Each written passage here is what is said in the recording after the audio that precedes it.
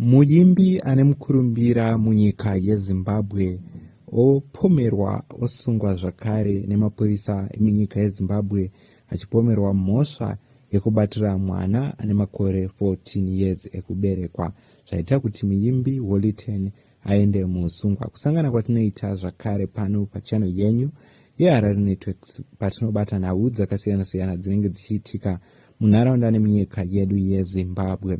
Zuva ranhasi tauya takabata nhau iyi tichiti maswera sei mauya zvakare paHarare Networks apa tikabata nhau idzi tichikuzivisai nhau yaHoly Ten kusungwa kwake kwanetsa ruzhinji munyika yedu yeZimbabwe. So nhau iri kuziviswa munyika yedu yeZimbabwe ndeye muyimbi wehip hop Holy Ten ari kunzi asungwa zvichiziviswa zvichikonfirmwa napolice commissioner Paul Nyati, vachizivisa kuti nhau yake ichiri kuongororwa iri mumaoko emapurisa vachange vachizobudisa zvizhinji maererano nemhosva yake. Asi maererano nemapurisa, Holy Ten asungwa achipomerwa mhosva yekubatirira mwana ari kunzi mwana mudiki kwaari.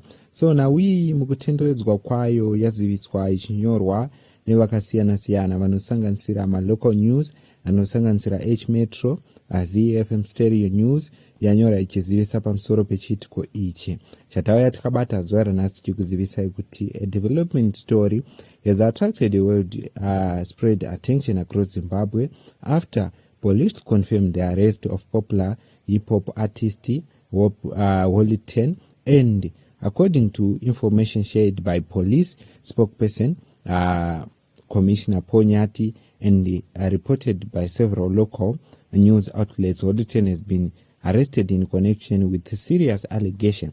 Police say investigation are still ongoing and that more information will be released as the investigation proceeds. At this stage, it is important to remember that this issue of Holy Ten Aisatiyatongwa, the report have generated significant discussions on media with supporters and critics and members of the public sharing different opinions, where some people have expressed shocked at the news and others have urged the Zimbabwean to allow investigators and the court to handle the matter without interference or speculation.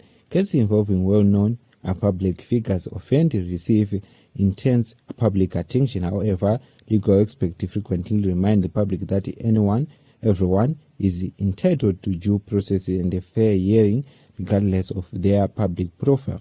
So ndo nhau iri kutaurika, ndo nhau iri kubudiswa pamusoro paHoly Ten. Ende nhau yake iyi yaitika mushure mekunge Holy Ten anga ari kunyika yeSouth Africa apa adzoka munyika yeZimbabwe ndo paasangana nekusungwa uku. So pari kutaurikwawo zvizhinji, asi veruzhinji vamirira kuti mapurisa anga achibudisa maererano nenhau yake iyi. Ndiyo zvatauya takabata pano paHarare Networks patinokupai a verified news dzinenge dzichitaurika munyika yedu yeZimbabwe.